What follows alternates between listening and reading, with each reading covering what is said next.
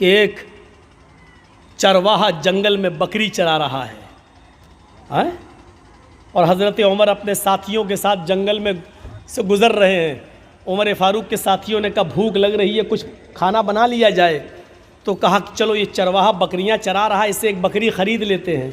حضرت عمر نے کہا بِئْنِی شَاةً, ایک بکری بیچو گے مجھے, ایک بکری مجھے بیچ دو. چرواہے نے کہا بکری میری نہیں ہے, میرے مالک کی ہے, ہم تو غلام ہیں, ہم تو اس کا حکم مانتے ہو, بکری چرانے آئے ہیں جنگل میں. اس کو معلوم نہیں کہ میرے سامنے جو ہستی کھڑی ہے یہ 22 لاکھ مربع میل پر حکومت کرنے والی ہستی ہے, یہ عمر ہے, اس کو معلوم نہیں ہے چرواہے کو.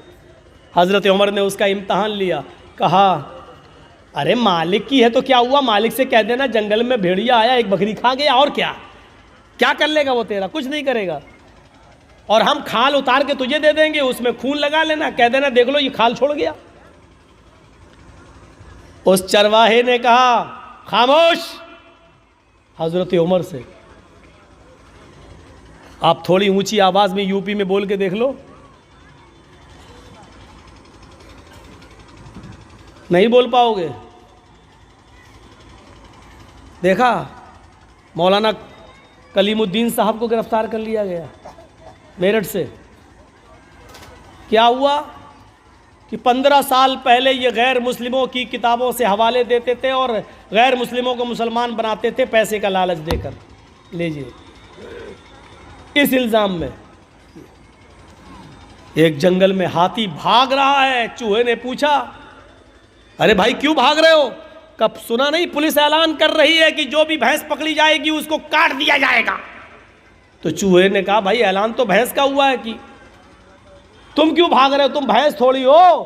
ہاتھی نے کہا اگر پولیس نے ہم کو پکڑ لیا تو 20 سال تو یہ ثابت کرنے میں لگ جائے گا کہ میں بھینس نہیں ہوں. یہی صورتحال ہے ہمارے اس ملک کی. ابھی ایک پولیس والے آئے, کوئی بھی ایک الزام لگا کے اندر ڈال دو, 10 سال کی پہلے ضمانت نہیں ہو رہی ہے, چھوٹ نہیں رہے, 10 سال جیل میں, 10 سال کے بعد پتہ چلتا ہے مولانا جرجیس کو باعزت بری کیا جاتا ہے, کوئی ثبوت نہیں ملا. 10 سال ہمیں یہ ثابت کرنے میں لگ جاتا ہے کہ ہم نے یہ جرم نہیں کیا. ڈاکٹر کفیل صاحب دیکھ رہے ہیں ہمارے گورکھپور کے اندر, گرفتار کر لیا گیا, راسو کا دیش دروہی کا مقدمہ لگایا گیا. ہائی کورٹ 6 مہینے کے بعد, 8 مہینے اور 9 مہینے کے بعد ان کو بیل دیتی ہے, اور یہ کہتی ہے کہ ڈاکٹر کفیل کے بھاشن میں, ان کی تقریر میں ایسے کوئی جملے نہیں ملتے جس سے دیش دروہی ثابت ہو. اب ہونا کیا چاہیے تھا کہ جس گورنمنٹ نے اس پر دیش دروہی کا مقدمہ لگایا, اب وہ دیش دروہی کورٹ نے ثابت کر دیا کہ نہیں ہے, تو اب سرکار کو کر گھرے میں کھڑا ہونا چاہیے, لیکن سرکار کو کر گھرے میں کھڑا نہیں کیا جا سکتا ہے صاحب. کیوں؟ سرکار ہے. یہ صورتحال ہے آج ہماری. آپ کہتے ہیں کہ مولانا صاحب غیر مسلم لوگ بھی آئے ہوئے, منتر پڑھیے. ہمارے پاس نوٹس آتا ہے کہ آپ کو دینی جلسوں میں جاتے ہیں, سپریم کورٹ کا نوٹس میرے پاس آتا ہے کہ آپ پڑھتے کیوں ہیں یہ رامائن اور گیتا, آپ کو کیا مطلب ہے اس سے؟ یہ صورتحال ہے. اور یاد رکھنا جاسوس غیروں میں نہیں ہوتے, اپنوں میں ہوتے ہیں. ایک بات یاد رکھیے گا, ہم پڑھتے ہیں 2-4 منتر, آپ ہی کے یہاں سے جو جاسوسی نکلے گی, اور تھانے میں مولانا صاحب نے سپریم کورٹ کا نوٹس آنے کے بعد بھی منتر پڑھے ہیں. بہت آسان ہے حکم دے دینا اور چلا لینا, لیکن میرے بھائیوں دوسرے کے مجبوری کو بھی سامنے رکھیے کہ دوسرا کس طریقے سے زندہ ہے. یہی چیزیں چڑھا چڑھا کر ڈاکٹر ذاکر نائک کو آج کہاں جانا پڑا بیچارے. آج ہندوستان کے اندر نہیں, ملیشیا میں ان کو پناہ لینا پڑی. کس نے ساتھ دیا؟ کون تھا ان کے ساتھ؟ اور جرجیس نے اسی وقت کہا تھا, آج ڈاکٹر ذاکر نائک پر انگلی اٹھی ہے گورنمنٹ کی, اگر سارے مسلمان ایک پلیٹ فارم پہ نہیں آئے تو یہاں سے رواج نکلے گا. آج کے بعد مولویوں کی نیندیں حرام ہوں گی. نہیں سنی ہماری کسی نے. دوسرے مسلک کے لوگوں نے کہا وہ تو وہابی ہے, اس وہ آتنکوادی ہے، یہ ہے وہ ہے. خود اپنے ہی لوگوں نے گورنمنٹ تک جاسوسی کی ویڈیو نکال کر دکھائی، دیکھو فلاں اسٹیج پر اتنے لوگوں کو مسلمان کیا، اتنے لوگوں کو مسلمان کیا. یہ جاسوسی ان کے ساتھ کی گئی. اور آج ڈاکٹر ذاکر نائک کو ملیشیا جانا پڑا. میرے بھائیوں تصور کیجیے آپ، میں نے کہا تھا کہ اٹھے گا، لیکن جب ایک پلیٹ فارم پہ کوئی نہیں آیا، اس کے بعد پھر اٹھا تو دیکھو مولانا کلیم الدین چلے گئے. دیکھو مولانا سعد کو کس طریقے سے کرونا بم کہا گیا ہے. وہ نظام الدین مرکز کے اندر، یہ مرکز سے پھیلا کرونا، یہ پھیلا. ہم نے پیشین گوئی کی تھی، حالانکہ علم غیب اللہ کے علاوہ کوئی نہیں جانتا، لیکن آثار بتا رہے تھے کہ ڈاکٹر ذاکر نائک کی خاموشی پر، ان کی بات پر خاموشی یہ دوسرے مولویوں کے لیے دروازہ کھول رہی ہے. اور کھلا. کیا چاہتے ہو کہ میرے لیے بھی دروازے کھل جائیں؟ کھلیں گے تو دیکھا جائے گا، لڑیں گے، لیکن جہاں تک ہو سکے اپنے آپ کو پہلے احتیاط کیا جائے، اپنے آپ کو بچایا جائے. اللہ کے رسول نے فرمایا جب جنگل میں جاؤ تو پہلے اونٹ کو باندھ دو درخت سے، اس کے بعد اللہ پر بھروسہ کرو. اونٹ کو کھلا چھوڑ دیا، سو گئے، اللہ مالک کچھ نہیں ہوگا تو بھاگ ہی جائے گا. پہلے باندھ دو، پھر سوئیے، پھر اللہ پہ بھروسہ کیجئے کہ میں نے اونٹ کو باندھا ہے، اللہ پہ بھروسہ اب کچھ نہیں ہوگا. تو پہلے احتیاط کیجئے، پہلے تدبیریں کیجئے. آپ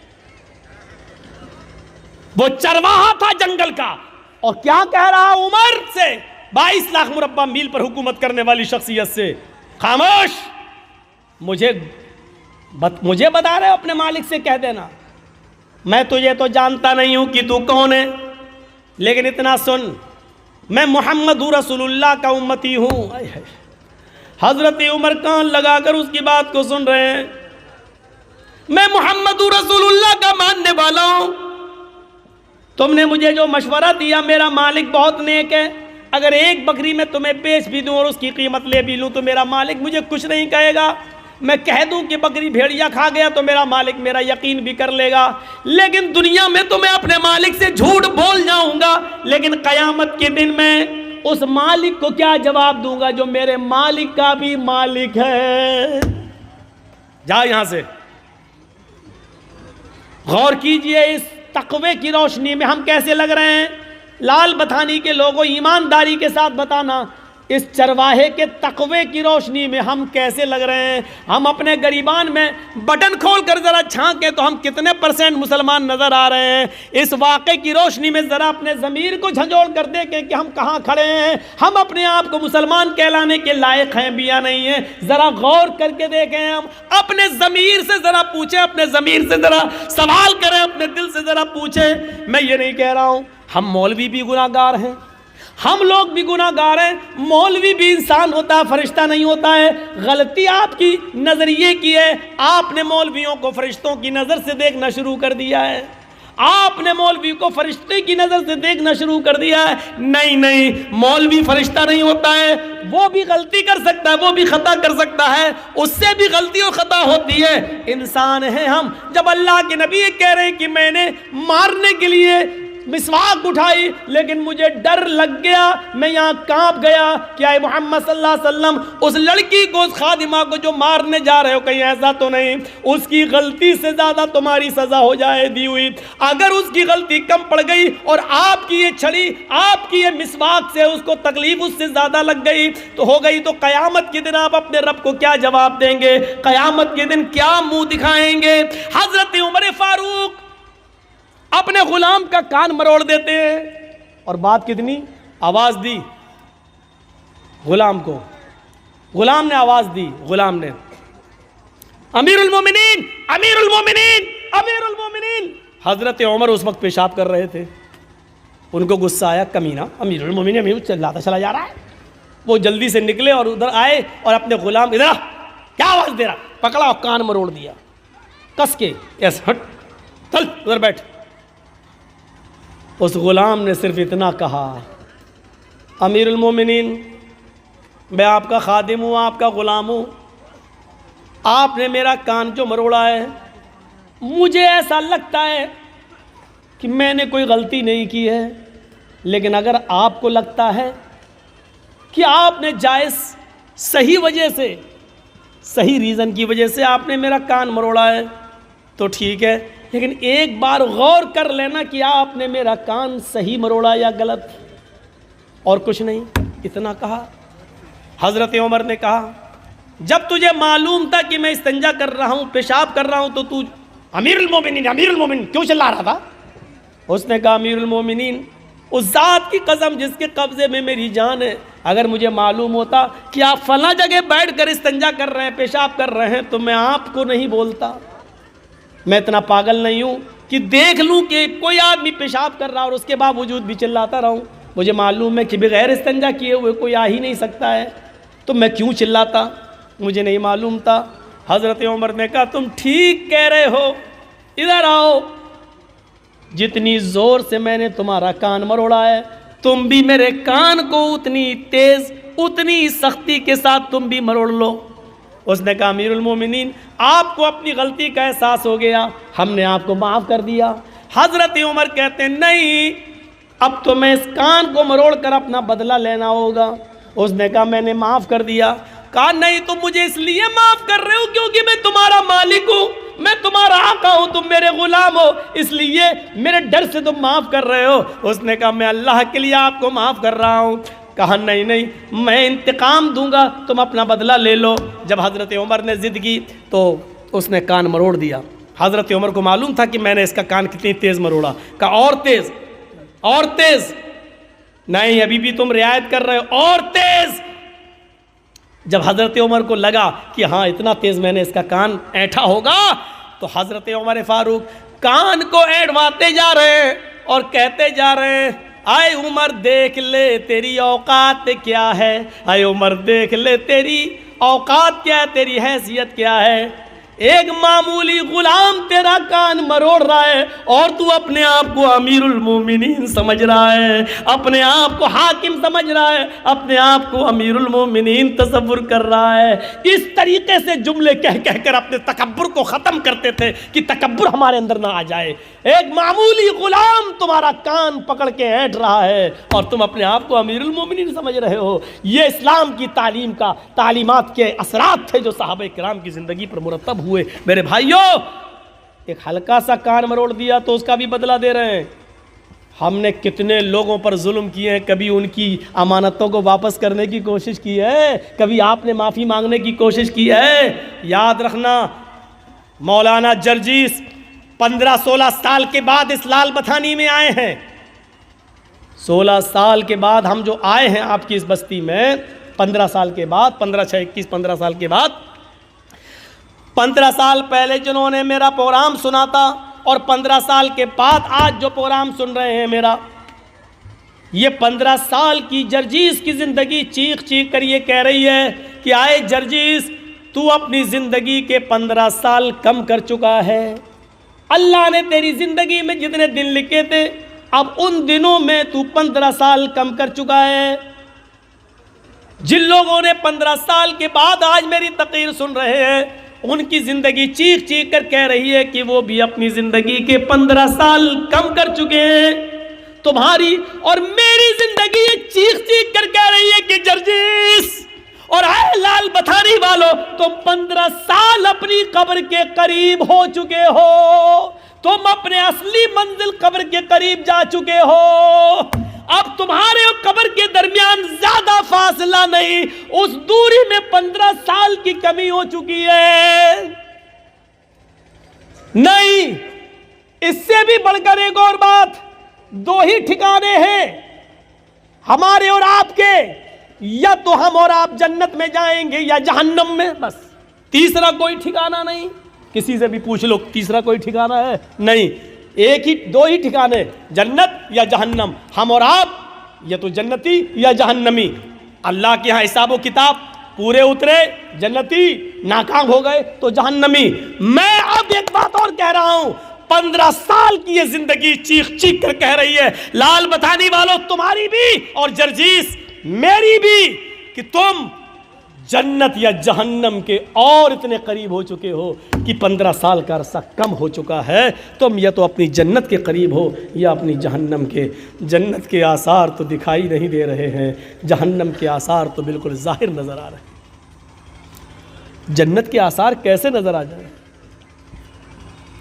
حضرت عمر فاروق جن کو اللہ کے نبی نے اسی دنیا میں جنت کی بشارت دی تھی، عمر تم جنتی، لیکن وہ بھی کہتے ہیں کہ آسمان سے اگر کوئی فرشتہ پکار کر یہ کہے کہ اس دنیا کے سارے لوگ جنت میں جائیں گے، کوئی فرشتہ پکار کے کہے کہ سب جنتی، پوری دنیا جنتی، صرف ایک انسان جہنم میں جائے گا، ایک آدمی جہنم میں جائے گا، حضرت عمر کہتے ہیں اگر فرشتہ یہ کہتے کہ سب جنتی ایک جہنمی، تو میں یہ سمجھوں گا کہ جہنم میں جانے والا وہ ایک جہنمی کہیں میں تو نہیں۔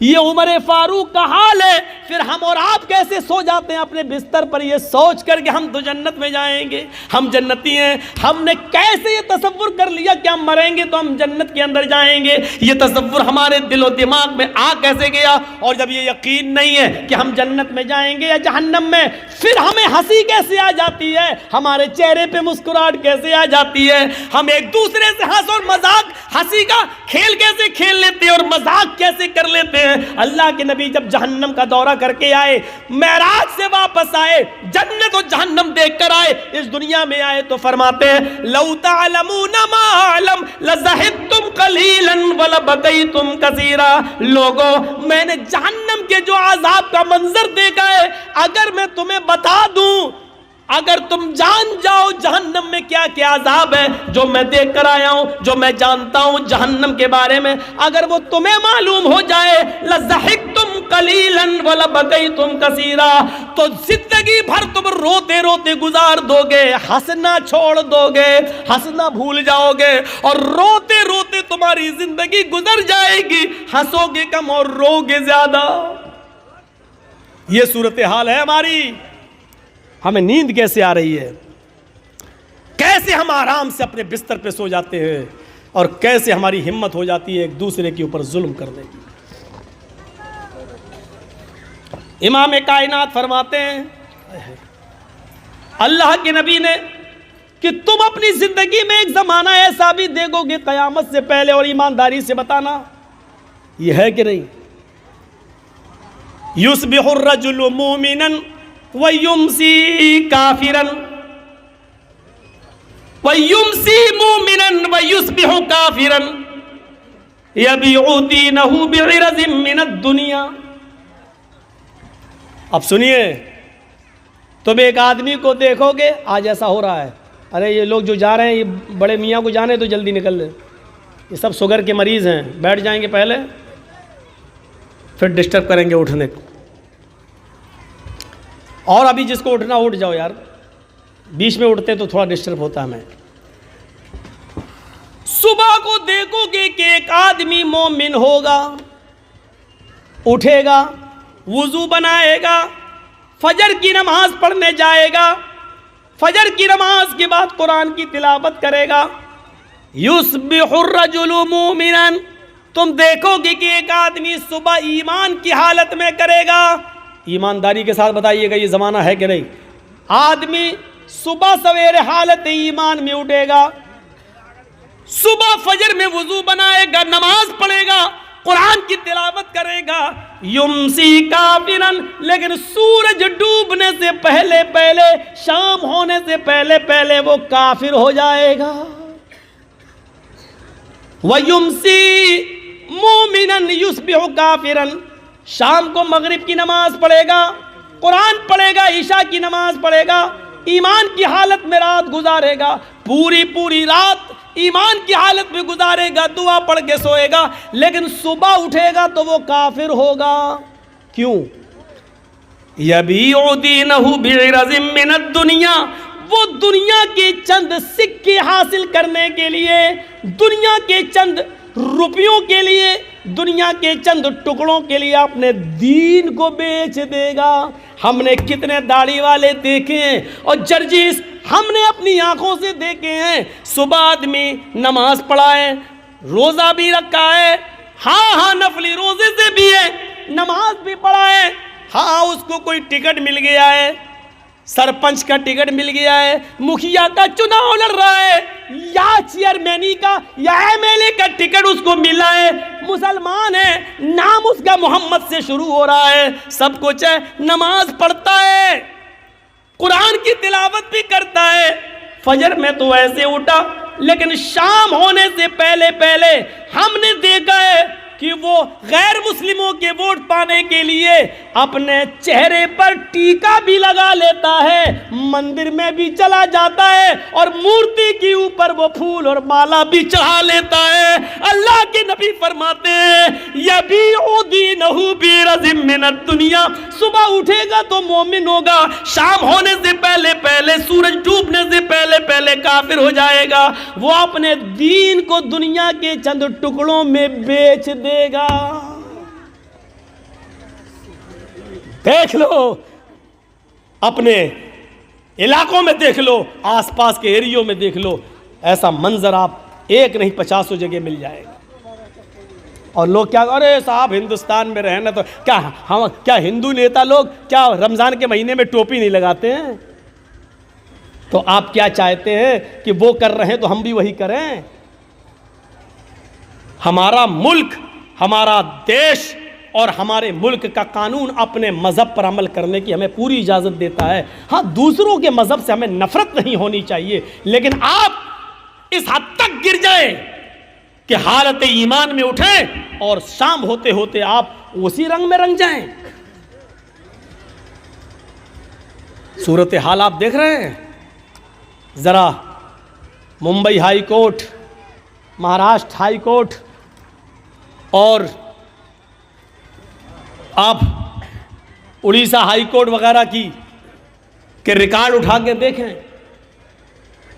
اور وہاں کی سرکاروں کے نیم اور قانون دیکھیں تو آپ کو پتہ چلے گا کہ یہ کیا پلاننگ ہو رہی ہے۔ مہاراشٹر گورنمنٹ نے یہ قانون پاس کر دیا ہے کہ جتنے بھی کالجز اور یونیورسٹیز ہیں، میڈیکل وغیرہ ہیں، ان میں الپ سنکھیک میں سب سے زیادہ مسلمان ہی ہیں، عیسائی اور یہودی اور مسلمانوں سب الپ سنکھیک میں آتے ہیں، لیکن نشانہ ہمارے اوپر ہے۔ الپ سنکھیک لڑکیوں کو 50% ایڈمیشن دیا جائے۔ میں پوچھنا چاہتا ہوں کہ آپ کو ہم مسلمانوں کی لڑکیوں کی اتنی فکر کیوں ہو رہی ہے؟ 50% کا کوٹا چھوڑ دو، 10% کا کوٹا ہی ہمارے مسلمان لڑکوں کے لیے کیوں نہیں رکھ دیتے ہو؟ مسلمان لڑکوں کے لیے کوئی کوٹا نہیں۔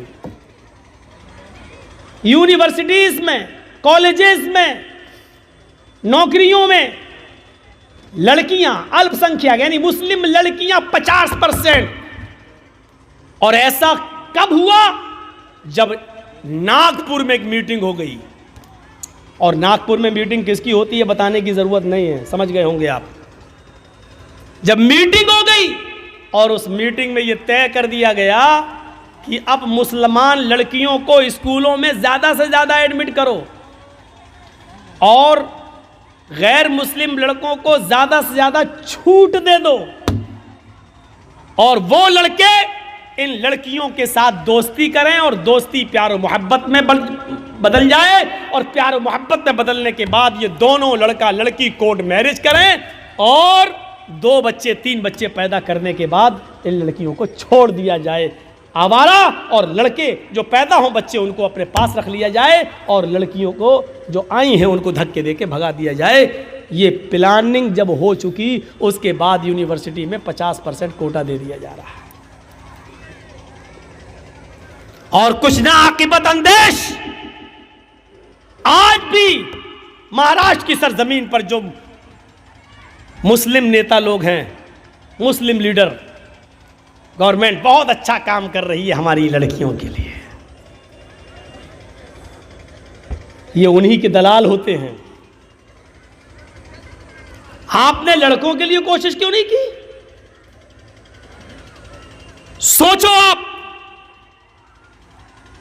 اور بنگال کی ایک لڑکی، ایک عورت، ہم نہیں نام لیں گے، ایک حاجی کی بیٹی، سمجھ گئے نا؟ بس ایک انٹرویو میں آ کے کیا بولتی ہے کہ اسلام اتنا تنگ دل نہیں ہے کہ ایک غیر مسلم لڑکے کے ساتھ شادی کرنے پر وہ ہمیں اسلام سے نکال دے۔ اور ابھی حال ہی میں انٹرویو کیا آیا، اس نے اپنے پرانا والا آدمی چھوڑ دیا ہے اب ایک نئے لڑکے کے ساتھ رنگ رلیاں منائی اور اس کا ایک بچہ بھی اس سے پیدا ہوا. اس سے پوچھا شادی کب کریں گی؟ اس نے کہا شادی کی کیا ضرورت ہے، ہم لوگ پیار و محبت کے ساتھ رہ رہے ہیں، بس ہم لوگوں کی زندگی صحیح گزر رہی ہے، بس گزر رہی ہے. تمہارے بیان سے مجھے کوئی اعتراض نہیں ہے، لیکن تم یہ کہو کہ اسلام اس کو بری نظر سے نہیں دیکھتا، ہمیں اس جملے پر اعتراض ہے. بس تم ننگا ناچ ناچو، ننگی ہو کر گھومو، مجھے کوئی فرق نہیں پڑتا میرے اوپر، لیکن جب اسلام سے جوڑنے کی کوشش کرو گی، اپنے اس گھناؤنے کردار کو، اس کریکٹر کو جب اسلام سے جوڑو گی تو ہم مدافعت کے لیے اپنی آواز اٹھائیں گے. اس کے لیے چاہے میڈیا ہمیں ننگا کرے، چاہے جو بھی کرے، ہم سب کی سنیں گے، لیکن ہم اسلام کی آواز کو بلند کریں گے اور بتائیں گے کہ غلط کیا ہے. یا ایھا الذین آمنوا اتقوا اللہ حق تقاتہ، بات یہاں سے نکلتی ہے اور اللہ کے حضرت عمر فاروق کی آنکھوں میں آنسو آ جاتے ہیں کہ ایک چرواہے کے اندر بھی اللہ کا یہ ڈر ہے، اللہ کا یہ خوف ہے. دوسرے دن آتے ہیں اور اس کے مالک کو حکم دیتے ہیں کہ اپنے غلام کو لے کر دربار میں آؤ. غلام کا مالک اپنے غلام کو لے کر دوسرے دن عمر فاروق کے دربار میں جاتا ہے. غلام نے دیکھا یہ تو کل ہمیں جنگل میں ملے تھے، آج ہمیں ڈنڈے ماریں گے، کوڑے ماریں گے، کل ہم نے ان کو بکری نہیں بیچی، کل ہی ہم سے ایک بکری مانگ رہے تھے، اور آج یہ تو امیر المومنین ہے، یہ تو امیر المومنین ہے. حضرت عمر فاروق نے مالک سے کہا کہ تمہارا غلام میں خریدنا چاہتا ہوں، بتاؤ کتنے میں بیچو گے؟ اس نے کہا امیر المومنین میرا غلام بڑا نیک ہے، اللہ والا، میں اس کو نہیں بیچ سکتا. حضرت عمر فاروق نے کہا دیکھو اس کو مجھے ضرورت ہے، میں تمہیں اس کی ڈبل قیمت دوں گا، جو لوگ اس کی قیمت دے رہے ہوں اس سے ڈبل قیمت میں تمہیں دے دوں گا، لیکن مجھے اس غلام کی ضرورت ہے. مالک کو لالچ آ گیا کہ جب ڈبل قیمت مل رہی ہے تو اس کو دے دو، ہم اتنے میں تو 2 غلام خرید لیں گے. ڈبل قیمت لے کر حضرت عمر فاروق نے اس غلام کو خرید لیا. اب اس غلام کا ڈر اور بڑھ گیا کہ اب تو میں عمر فاروق کا غلام ہو گیا، اب یہ مجھے کل کی سزا نہ دیں، کہیں مارے نہیں. حضرت عمر فاروق ان کو اپنے گھر پہ لاتے ہیں. غلام برابر ڈرتا جا رہا ہے، یہ وہی چرواہا ہے جو کل بکری چرا رہا تھا، اب اس کے دل میں ڈر پیدا ہوتا چلا جا رہا ہے. حضرت عمر اس کو کھجور کھلاتے ہیں، پانی پلاتے ہیں اور کہتے ہیں کہ میں نے تمہیں تمہارے مالک سے خرید لیا ہے اور اب میں تمہیں آزاد کر رہا ہوں، جاؤ، تم میرے غلام نہیں ہو، میں نے تمہیں آزاد کر دیا ہے. جانتے ہو میں نے تمہیں کیوں آزاد کیا ہے؟ تم اس آدمی کے غلام تھے، غلامی کی زندگی گزارتے تو تم اللہ کی عبادت نہیں کر سکتے تھے، تمہیں فرض نماز پڑھنے کا موقع ملتا، پھر غلام کی تم بات مانتے اس لیے تمہیں عبادت کرنے کا موقع نہیں ملتا. اب تمہیں عبادت کا موقع ہی موقع ہے. کل تم نے یہ کہا تھا کہ اللہ رب العالمین کو قیامت کے دن میں کیا جواب دوں گا، اس جملے کی وجہ سے آج تمہیں آزادی مل گئی ہے، اس کلمے نے تمہیں آزادی دی ہے. اگر اسی طریقے سے اللہ سے ڈرتے رہے تو انشاءاللہ قیامت کے دن اللہ تعالیٰ تمہیں جہنم سے بھی آزادی دلا دے گا. اگر اسی طریقے کی تمہاری زندگی گزرتی رہی تو تقوی والوں کو انعام مل جاتا تھا، جو اللہ سے ڈرتے تھے اس کو امیر المومنین انعام دیتے تھے. میرے بھائیوں، آج ہم نے کسی اللہ سے ڈرنے والے کو انعام دیا؟ کسی نیک و متقی آدمی کو دیکھا تو کبھی ہمت پڑی کہ ہم اس کو کچھ مدد کر دیں؟ کبھی ہماری ہمت نہیں پڑتی کہ ہم اس کی کچھ مدد کریں. کیوں؟ مدد کرنے کی ہمت نہیں پڑتی. آپ نے دیکھا ہوگا ایک لڑکا ہے، اس کا باپ انتقال کر چکا ہے، اس کے پاس 1 بیگھہ زمین ہے. اب دیکھیے میں آپ کو کہاں لے جا رہا ہوں. اس کے پاس 1 بیگھہ زمین ہے، 1 بیگھہ زمین ہے، لیکن اچانک اس کی ماں کو کینسر ہوتا ہے. باپ اس کا انتقال کر چکا ہے، اس کے پاس بس 1 ہی بیگھہ زمین ہے. اس کی ماں کا علاج ہونا ہے، علاج کے لیے اس کو اپنی زمین بیچنا پڑ رہی ہے. اس زمین کی قیمت 2 لاکھ ہے. ہم گاؤں کے سرپنچ ہیں، ہم گاؤں کے مکھیا ہیں، ہم گاؤں کے پیسے دار ہیں، ہم گاؤں کے امیر آدمی ہیں. ہماری نظر خراب ہے، ہم اس زمین کو خریدنا چاہتے ہیں. ہمارے گھر سے لگی ہوئی ہے وہ زمین، اور ہمیں معلوم ہے کہ یہ بیچے گا کیونکہ اس کی ماں بیمار ہے. ایسا ہے کہ نہیں آج کل؟ ایسا ہے نا؟ 2 لاکھ کی زمین، ہمیں معلوم ہے اس کی قیمت 2 لاکھ کی ہے، لیکن اب ہمیں معلوم ہے کہ اس کا باپ نہیں ہے، ماں بیمار ہے، وہ علاج کرائے گا اور علاج کے لیے اس کو زمین بیچنا پڑے گی، لیکن اب تو وہ زمین کم داموں میں بھی بیچے گا۔ اب ہمیں امید ہے کہ 1.5 لاکھ میں مل جائے۔ وہ آدمی آتا کہتا کہ بھائی آپ کے گھر سے لگی ہوئی ہے، میری زمین ہے، میں اس کو بیچنا چاہتا ہوں۔ آپ نے کہا نہیں آیا، مجھے ضرورت نہیں ہے صاحب، میری ماں کی طبیعت خراب ہے، میں اس کے علاج کے لیے ٹاٹا ہاسپٹل جاؤں گا بمبئی، میں پٹنہ میں جا رہا ہوں، میں اس کا علاج کرانا چاہتا ہوں، میری زمین کی قیمت 2 لاکھ روپے، تم لے لو۔ یہ آدمی کہتا ہے نہیں صاحب، مجھے ضرورت ہی نہیں ہے، اور اگر تمہیں دینا ہی ہے تو 1.5 لاکھ کی دے دو، 1 لاکھ کی دے دو۔ ابھی تو زمین کی کوئی قیمت ہی نہیں، لاک ڈاؤن کے بعد زمین کی قیمت بڑھی کہاں رہی ہے، حالات ایسے ہی ہیں، مجبور آدمی ہے بیچارہ۔ اس نے کہا ٹھیک ہے، لاؤ 2 لاکھ کا مال ہے، 1.5 لاکھ دے دو۔ آپ نے 1.5 لاکھ روپے اس کو دے دی اور زمین لے لی۔ اللہ کی قسم 2 لاکھ کی زمین اس کی مرضی کے باوجود جو 1.5 لاکھ کی لی ہے، اس 1.5 لاکھ کے لینے کے باوجود اس نے چاہے جیسے دی ہو، اس کی رضامندی کے باوجود آپ نے جو 1.5 لاکھ میں خریدی ہے، آپ اس کے باوجود بھی ڈکیت کہلائیں گے، آپ بے ایمان کہلائیں گے، آپ یتیم کا حق مارنے والا کہلائیں گے، آپ مجبور کی مجبوری کا فائدہ اٹھانے والے کہلائیں گے۔ اللہ کے یہاں سماج میں تو یہ ہوگا نہیں صاحب، وہ 1.5 لاکھ میں تیار تھا، اس نے دے دی، اس نے لے لی، وہ تو تیار تھا۔ قاضی شرح ایک گھوڑا خریدنا چاہتے تھے، بازار میں جاتے ہیں، گھوڑا دیکھتے ہیں، پوچھتے ہیں گھوڑے والے یہ گھوڑا کتنے کا ہے؟ اس نے کہا 400 درہم کا۔ قاضی شرح نے کہا کیا میں اس کو ذرا چلا کر دیکھ لوں؟ انہوں نے کہا دیکھ لو۔ قاضی شرح اس گھوڑے پر بیٹھتے ہیں اور جاتے ہیں، تھوڑی دور چل کے واپس آتے ہیں اور کہتے ہیں گھوڑے والے سچ بتا کہ تو کس مجبوری میں گھوڑا بیچ رہا ہے؟ اس نے کہا مجھے کوئی مجبوری نہیں ہے۔ کہا کہ پھر تو اتنا اچھا گھوڑا 400 درہم میں کیوں بیچ رہا ہے؟ تیرا گھوڑا چلا کر میں نے دیکھا، تیرا گھوڑا 400 نہیں بلکہ 500 درہم کے لائق ہے۔ اس نے کہا قاضی صاحب آپ قاضی ہیں، حضرت علی نے آپ کو جج بنایا ہے، میرے قیمت 400 مانگی ہے، اگر آپ کو 500 درہم کا لگتا ہے تو 500 دے دیجئے، ورنہ میری طرف سے خوشی سے 400 ہیں، اگر آپ 500 دینا چاہیں تو مجھے کیا اعتراض ہوگا؟ قاضی شرح کہتے رکیے ایک مرتبہ اور چلا کر دیکھتا ہوں۔ اس گھوڑے کو انہوں نے دوبارہ چلایا اور آ کر کہتے ہیں آئے اللہ کے بندے سچ سچ بتا تجھے کیا مجبوری ہے؟ اس نے کہا مجھے کوئی مجبوری نہیں ہے۔ اس نے کہا مجھے کوئی مجبوری نہیں ہے۔ کہا پھر تو اتنا اچھا گھوڑا 500 درہم میں کیوں دے رہا ہے؟ اس نے کہا 500 میں نہیں 400 میں دے رہا ہوں، آپ 500 دینا چاہیں تو ٹھیک ہے۔ کہا نہیں یہ 500 سے بھی اوپر بلکہ 600 درہم کا گھوڑا ہے تیرا۔ اس نے کہا قاضی صاحب مجھے شرمندہ مت کیجئے، میری طرف سے 400 ہے، آپ مزید اگر اور دینا چاہیں تو میرے کچھ کام آ جائے گا، ورنہ میری طرف سے قیمت 400 ہے۔ قاضی شرح کہتے ہیں رک جاؤ ایک مرتبہ اور دیکھتا ہوں، ایک مرتبہ اور چکر لگاتے ہیں اور آ کر کہتے ہیں میرا دل اندر سے کہتا ہے کہ تو کسی مجبوری میں گھوڑا بیچ رہا ہے، تیرا گھوڑا 700 درہم کے لائق ہے، تو اس کو 400 میں کیوں دے رہا ہے؟ اس نے کہا میں کچھ نہیں کہوں گا۔ قاضی شرح کہتے ہیں کیا ایک چکر اور لگا لوں؟ ایک چکر اور لگا کر آتے ہیں اور اپنے جیب سے 800 درہم نکالتے ہیں اور کہتے ہیں کہ تیرا گھوڑا 400 نہیں 800 درہم کے لائق ہے۔ اس نے کہا قاضی صاحب مجھے صرف ضرورت 400 درہم کی ہے، 400 درہم کی ہے جو میرے بیٹے کے علاج میں کام آئے گی۔